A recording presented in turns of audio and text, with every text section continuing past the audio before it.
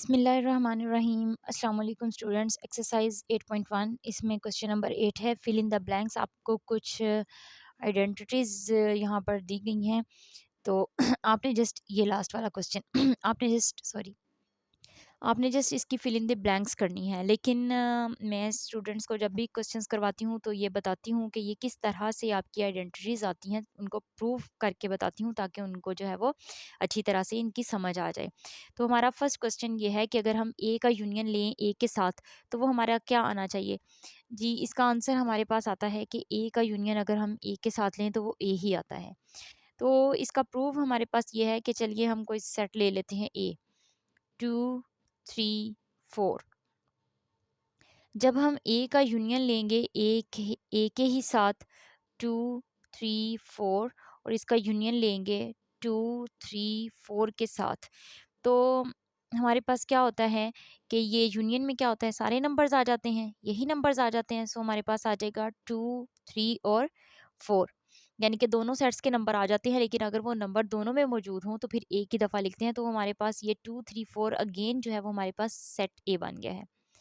Question number 2 इसका देखते हैं, यानी कि सेकंड पार्ट इसका देखते हैं। वो हमारे पास है कि ए इंटरसेक्शन ए, तो ये क्या होगा, ए इंटरसेक्शन ए हमारे पास ए ही आता है। जैसे हम अगर ये ऊपर वाला ही सेट ले लेते हैं 2 3 4, तो हम जब इसका इंटरसेक्शन लेंगे ए के साथ 2 3 4, इंटरसेक्शन लेंगे 2 3 और 4 के साथ, तो जब हम इंटरसेक्शन लेते हैं तब हम ये देखते हैं कि हमने ऐसा सेट लेना होता है कि जिसमें उसमें वो नंबर्स लिखने होते हैं जो दोनों सेटों में मौजूद हों। सो यहाँ पे 2 3 4 इसमें भी मौजूद है, 2 3 4 इसमें भी मौजूद है, तो यही इसके इंटरसेक्शन में आ जाएगा। तो ये क्या बन गया, दोबारा से ये ए का सेट बन गया।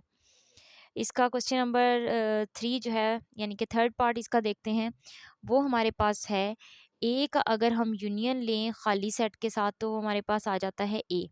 अब ऊपर वाला ही सेट ले लेते हैं हम कि ए यूनियन खाली सेट, तो ए हमारे पास है 2 3 4 और यूनियन इसका लेंगे खाली सेट के साथ। तो ए यूनियन क्या होता है किसी भी सेट के साथ कि जब हमारे पास यूनियन लेते हैं तो हम क्या करते हैं, दोनों सेटों के सारे एलिमेंट्स लिखते हैं। तो इसके अंदर तो कोई एलिमेंट ही नहीं है, सो हमारे पास यही सारे वाले एलिमेंट्स आ जाएंगे 2 3 4। तो हमारे पास जो सेट आएगा ये अगेन क्या हो गया, ए का ही सेट बन गया। इसके बाद इसकी फोर्थ आइडेंटिटी है कि आपके पास क्वेश्चन है कि ए का अगर आप इंटरसेक्शन लें खाली सेट के साथ तो बच्चों क्या आना चाहिए। ये आता है हमारे पास खाली सेट ही आता है। कैसे आता है कि देखें, यहाँ पर मेरे पास है ए और इंटरसेक्शन लेना है खाली सेट के साथ, तो मेरे पास यहाँ पे आ जाएगा, अगर मैं ऊपर वाला ही सेट लूँ 2 3 4 और इंटरसेक्शन लूँ खाली सेट के साथ। अब जो इंटरसेक्शन आता है उसमें हम क्या करते हैं, हम दोनों सेटों के वो एलिमेंट्स लिखते हैं जो दोनों सेटों में मौजूद हों।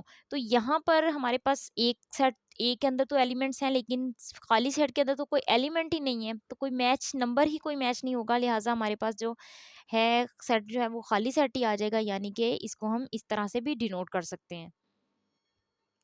क्वेश्चन नंबर 5 है हमारे पास के खाली सेट का अगर हम यूनियन लें खाली सेट के साथ तो क्या आना चाहिए। जाहिर सी बात है, कोई नंबर ही नहीं है तो खाली सेट ही आएगा। इसके साथ में यहाँ पे तो नहीं आपकी बुक में पूछा हुआ, लेकिन मैं आपको बता दूं कि अगर हम खाली सेट का इंटरसेक्शन लें खाली सेट के साथ तो वो भी हमारे पास क्या आता है, खाली सेट ही आता है। इसके बाद हमारा है क्वेश्चन नंबर, इसका सिक्स पार्ट है। सिक्स पार्ट है हमारे पास ए इंटरसेक्शन बी और इसके ऊपर डैश लगाया हुआ है, ये कॉम्प्लीमेंट का साइन होता है। ये डैश लगा दें या सी लगा दें, कॉम्प्लीमेंट का साइन होता है। सो आपको पता चल गया होगा कि ये क्या है, ये डिमॉर्गन लॉ है। और डिमॉर्गन लॉ में क्या होता है, ए का कॉम्प्लीमेंट अगर यहाँ पे इंटरसेक्शन है तो यहाँ पर क्या आ जाएगा, इसका उलट साइन यानी कि यूनियन आ जाएगा।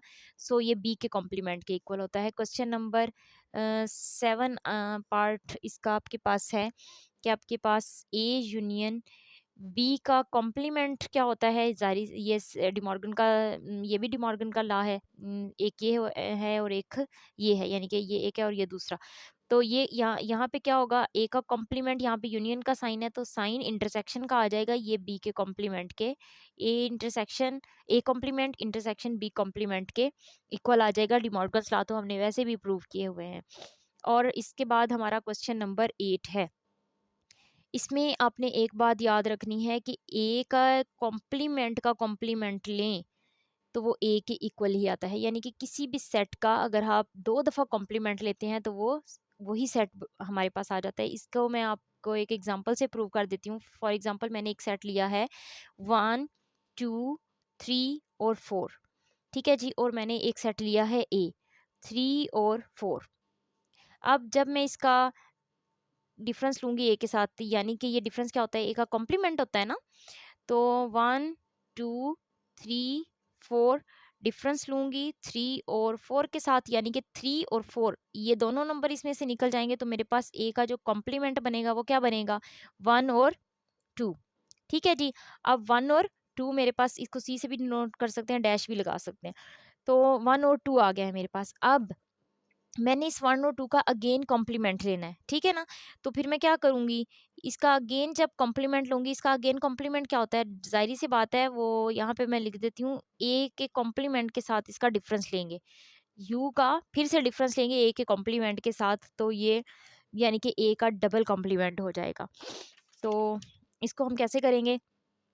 फिर से हम यू का सेट लिखेंगे 1, 2, 3 और 4 लेंगे, और हम डिफरेंस लेंगे क्या, 1 और 2, यानी कि ये जो हमारे पास ए का कॉम्प्लीमेंट दोबारा आया था, ये आया था। अब इसमें से 2 और 1 और 2 दो नंबर्स हैं इसमें, ये दोनों ही निकल जाएंगे, तो हमारे पास क्या आ जाएगा, 3 और 4। और देखें ये जो 3 और 4 का सेट है, ये क्या है हमारे पास, हमने सेट ए नहीं लिया था, तो लिहाजा किसी भी सेट का जब हम डबल कॉम्प्लीमेंट लेते हैं तो वो हमारे पास वही सेट जो है वो वापस आ जाता है।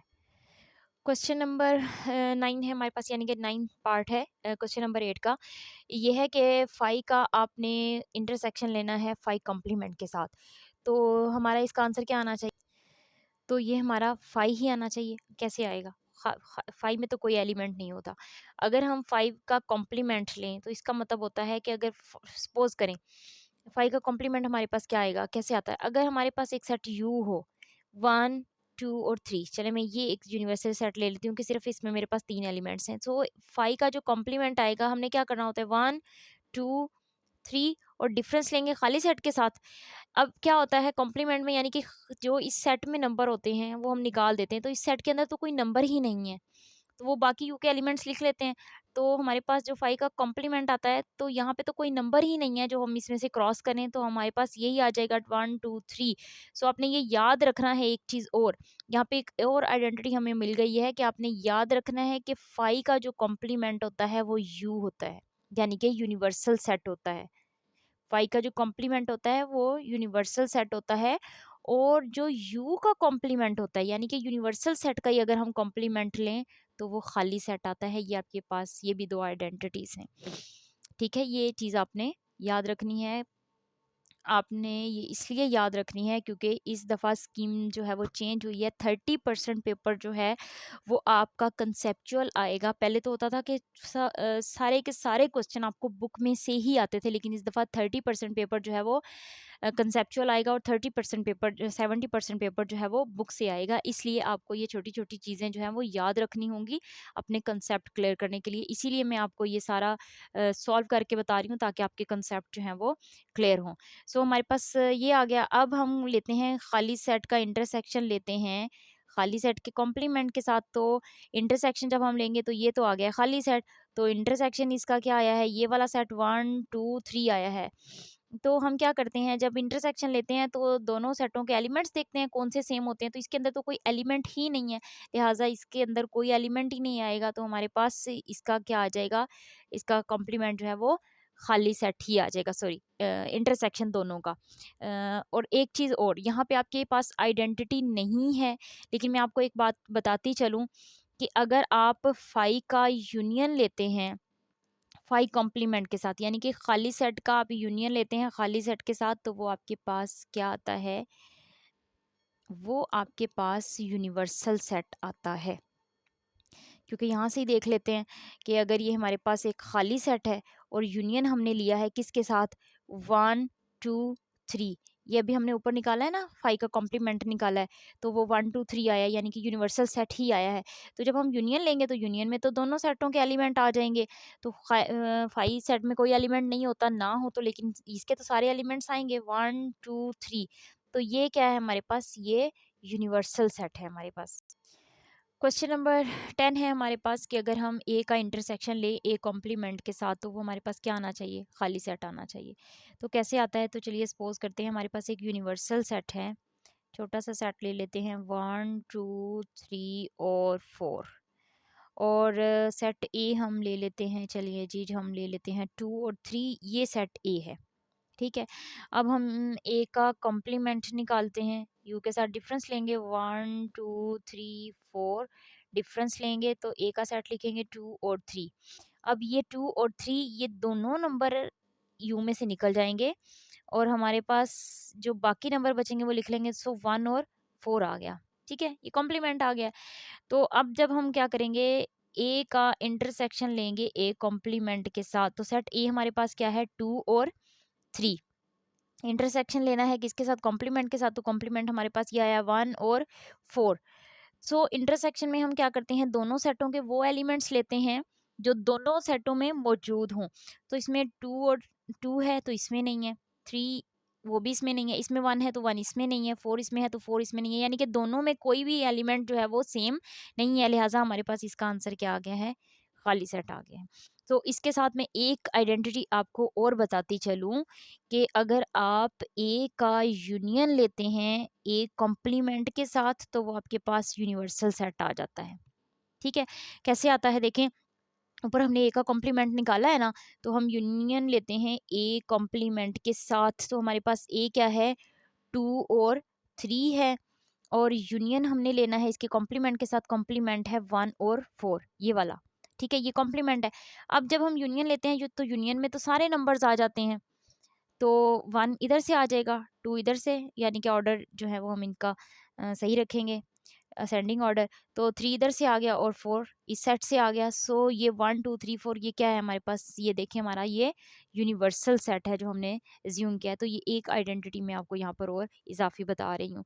तो ये हमारी 8.1 एक्सरसाइज के 8th क्वेश्चन के मैंने सारी ये जो है फिल इन द ब्लैंक्स आपके लिए सॉल्व किए हैं, क्योंकि ऑब्जेक्टिव में भी ये क्वेश्चन आ सकता है। आपसे सवाल कंसेप्चुअल क्वेश्चन है तो इस दफ़ा वो पूछ सकता है कि आप इसको जो है वो कोई खुद से कोई एक एग्जांपल देकर इस आइडेंटिटी को प्रूव करें। सो उम्मीद करती हूँ आपको वीडियो पसंद आई होगी। वीडियो पसंद आई होगी तो वीडियो को लाइक भी करें, शेयर भी करें, कमेंट्स में भी बताएं और हमारे चैनल को सब्सक्राइब कर दें। Thank you. अल्लाह हाफिज़।